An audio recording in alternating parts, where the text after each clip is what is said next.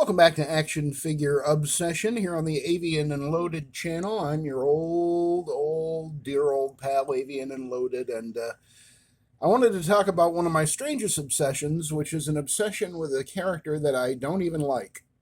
That sounds like that's probably on brand for me, right? Um, I think this is episode 115. I think I said that last time, but I think I'm right this time. I think this is Action Figure Obsession episode 115. If not, I'm sure I'll catch it in post, as they say.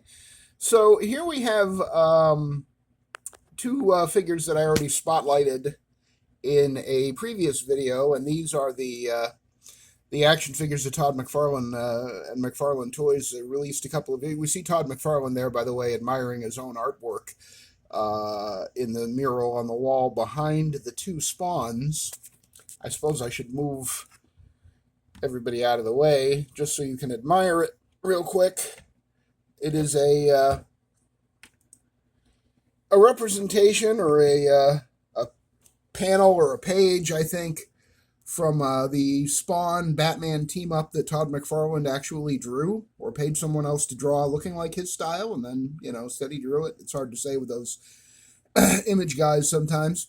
But it's a nice piece of art. It came with some of the figures you'll be seeing here today, and did want to kind of show it off. I mean, Todd McFarlane is far from my favorite penciler, but just as a piece of sort of 1990s or early 2000s excess superheroic flamboyance, you can't do much better than Spawn and Batman swinging through the night sky. You see the moon, the full moon there on the right. There's always a full moon in Todd McFarlane's night skies. And occasionally, as I learned once on Cartoonist Kayfabe, occasionally there's two full moons because he forgot that he drew the other ones. That's pretty hilarious. But anyway, so that is the piece of artwork that came with a certain two-pack that we'll be discussing. And these other two, the blue and the red spawns, are action figure representations, action figures that he released that are based on his original 1977 design for Spawn that he created when he was a teenager. Think about that. Next year, Spawn, not publishing date, but the creation date of Spawn will be 50 years in 2027. That is absolutely mind-blowing. Spawn is as old as Star Wars, at least in terms of being created by the big guy, the old knucklehead there, Toddy McFarlane, owner of those once valuable baseballs. Remember that whole to-do? Yeah. But anyway, so I want to talk about some of the other Spawns in my collection. I want to talk about how, I told a story in a previous video of how my nephew gifted me 60 issues of Spawn, the first 60 issues, the very first 60 issues. I mean, that's a great way to immerse yourself in any mythology in comics, right? Read the first 60 issues. That usually represents like the first 5 years of the character's existence, if it's a monthly comic. And I read those 60 issues over the course of a long weekend, and all I got out of it was a big, pounding, giant headache. Because the stories basically were nonsense, other than the 3 or 4 issues that were written by good writers like Alan Moore and I think maybe Grant Morrison, and a couple who I won't mention because they turned out to be creepers. But, like attracts like, right? Anyway, yeah, so I already talked about them. They represent those costumes from, Todd's sketchbook. His original color scheme would have been blue and black and a little bit of white and red, and then he decided red, which is definitely what, classic Spawn. This costume is much closer to classic Spawn in color than this one. But I found these figures irresistible because even though I don't like Spawn the comic book, I like Spawn the costume design, if you can, make the distinction between the two. And in the 90s, when McFarlane Toys started up, I think mid to late 90s, I did buy that classic first Spawn figure that he did that came with the board with the nail through it. It was a nice, clean-looking figure. It wasn't, it was very primitive in terms of articulation and everything, but all action figures were in the 90s. And early 2000s until, Spider-Man Classics and then later Marvel Legends, which it evolved into. When those came around, then suddenly 6-inch figures, the articulation suddenly mattered more. People were willing to pay a little more for good articulation. But that first few waves of McFarlane Toys weren't that well articulated, but they looked good. I can't argue that they looked good. That's the thing about McFarlane's artwork and McFarlane's toys.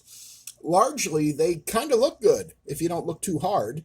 If you look too hard, there's some wonky anatomy and weird laws of physics being violated and all that sort of thing. But, you like what you like. And if you're a Todd McFarlane fan, hey, I'm not looking to piss you off. Probably looking to get you to watch the video, since I'm talking about, probably his most noteworthy creation here, Al Simmons, a.k.a. Spawn. So I had that initial Spawn figure in the late 90s or early 2000s, and I think I bought some of the other ones like Angela and a few of the cool looking ones that McFarlane Toys put out back in they may have even been 5-inch figures, I think. I'm not sure if there even was really a 6-inch scale back then, or maybe everybody else was doing 5-inch and he was doing 6 inches, because Todd always likes to do something different. Most superhero figures these days, especially Marvel Legends, are a 1/12/6-inch scale. So, of course, all McFarlane stuff now is 7 inches.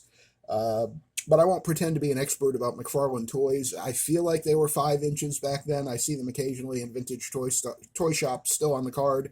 They look like they're 5 inches, but, they are what they are, and I don't really care, because we're not talking about those. We're talking about these. The modern resurgence of my interest in getting a good Spawn action figure came with the release of the Mortal Kombat 11 Spawn, which was very good. It wasn't great, but it was very good, and it was a close approximation of my mind's eye sort of image of Spawn. It did have a lot of, as most action figures do these days, most collector action figures anyway, a lot of texture on the suit. It looked like it could be leather or some sort of, otherworldly, horrible, ghastly fabric. Because, as you know, Spawn is short for Hell Spawn, because he died and went to hell and was sent back to Earth, and was given a certain number of hours or a certain amount of power, I guess. Do they still do the countdown on his power in every issue, where, the countdown to when he's going to die because he's going to run out of power? That was a big thing in those first 60 issues, but since Spawn has now been around in comics for like 40, going on 40 years, something like that, I got to think that they probably dropped that gimmick at some point, because everybody figured out Spawn isn't going to die. So anyway, I don't have the Mortal Kombat 11 Spawn, because for a brief period it was going for money, and I didn't realize how important Spawn was to me, and I sold it or traded it off, of course, the old story. But I did try to rectify that mistake a little bit when they did a reissue of that Mortal Kombat 11 Spawn. And that's this guy here. And this is virtually exactly the same figure, same sword, same costume, all the same details, same body pieces. Everything is the same. It doesn't want to stand up, just like the original. This is the Mortal Kombat 11 Spawn, but in teal. And I'm not sure how well that's coming through on the screen, but it is definitely teal, almost turquoise. And it's a good-looking figure. It is. I wish it stood up better. McFarlane always includes stands with his figures, and I almost always have to use them because his figures don't stand up very well because of his priorities, which are how cool the figure looks, not how well it stands or articulates. He's never given a crap about that, that's for sure. Let's see if we can give you a close-up look on the face here. Not somebody you want to run into in a dark alley, and that's kind of Spawn's thing, is running into malefactors in dark alleys. So try to get him away from the diorama, because he just kind of blends right into it. But yeah, I wish I had kept the Mortal Kombat 11 Spawn, the red and black. It was a beautiful piece. It probably goes for a lot of money now. I got this one for like $11. Nobody wanted this thing at one point, and it was on clearance, and I'm like, oh, well, at least it's Spawn. And I do like the costume design of Spawn. Don't really care about the lore, don't care about the mythology, don't care about his importance in the blah, blah, blah. But I dig the costume. What can I tell you? And, the gall or the chutzpah of having a character with a big M on his chest, and his name doesn't start with an M, That's kind of funny too. I don't know if that was originally intentional or not. It doesn't look like the M was a part of the design in the original iteration, but of course we know that the M stands for Malebolgia, who is the demon who sent Al Simmons back from hell and turned him into the Hellspawn, aka Spawn. And I guess that's all that I probably have to say about this guy. So now I'll put him over here, and he can go ahead and fade into the artwork. That's fine. So next, in my quest for a halfway decent Spawn, well, actually, I have a story before I bring out the next figure. McFarlane did a Kickstarter maybe 3 or 4 years ago where he announced what looked to be the perfect Spawn. The early promo images were absolutely spectacular. It kind of recalled that initial very first Spawn figure that he did with the board with the nail through it. And I had never supported a Kickstarter before, and I think, what did he want for the figure? $50, $60? I signed up for it. Yes, here's my promise to pay you $50 or $60. I want this Spawn. And then at some point in the production process, he did a video where he showed updated promotional images, and it showed that Spawn now no longer was going to be just a normal action figure. It was going to have some pre-posing put into the sculpt, basically like a spina bifida Spawn. You know, if you wanted to just have them in a vanilla pose, which, because I have so many figures in my collection, most of them are in vanilla poses, just sort of museum style, standing there staring at you poses. And I was very angry, and I felt like I had been tricked, and my money hadn't come out of my account yet, so I canceled my pre-order for the Kickstarter Spawn, and that was my one and only experience with Kickstarter. I have never since, or before that, never before that, and never since. How's that? Boy, I'm tired and need some caffeine. I just don't do Kickstarter. I like to be able to. I mean, ideally, I like to find the figure that I want in the store, pick it up in my hand, look at it, make sure the paint's okay and he isn't missing a foot, and take it and buy it and bring it home and, you know, sometimes even make a video about it. But second to that is, you know, ordering off eBay or Amazon or some other evil company. And oops, almost dropped it. When it comes to pre-ordering anyway, you know, Amazon or eBay or whatever it takes. I'm not a big pre-order fan. I prefer to get them when the seller says they have them in hand most of the time. I don't like waiting around for stuff. You know, I don't believe in the future. What do you mean the future? Give me it now. So yeah, I canceled that Kickstarter Spawn. And then he did a kind of a weird wave that was a video game tie-in. And, yeah, this guy's a little leany. He's kind of leaning over here. These two,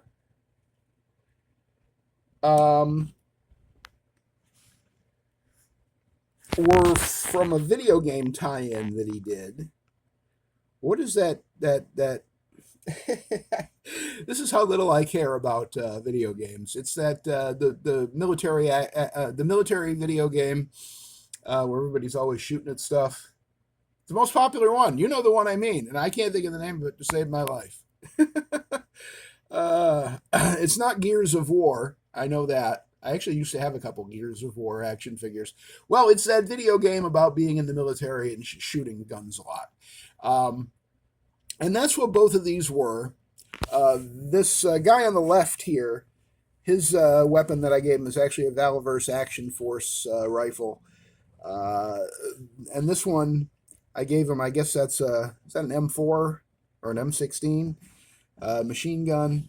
These are McFarlane accessories. I think these are the ones that actually came with this figure. And then a multiple grenade launcher.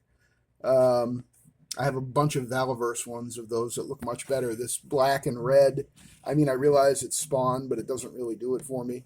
Of the two of these, what is the name of that military video game that everybody loves it? Everybody loves it. Yeah, I think my grandmother played it. Call of Duty. Thank you. That was Grandma whispering in my ear. Call of Duty. I'm pretty sure it was Call of Duty.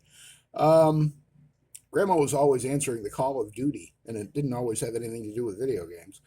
But anyway, these are pretty nice for what they are. It's basically the idea of Spawn as a soldier. This guy has like removable Pel-4 headset, and he's got the magazines loaded on his plate carrier there.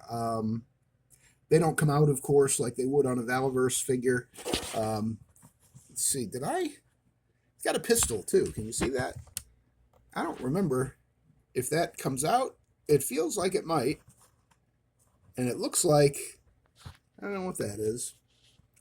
Like a revolver of some kind. Or maybe a Dirty Harry gun. I'm going to check. I got to put the phone down for a second and check.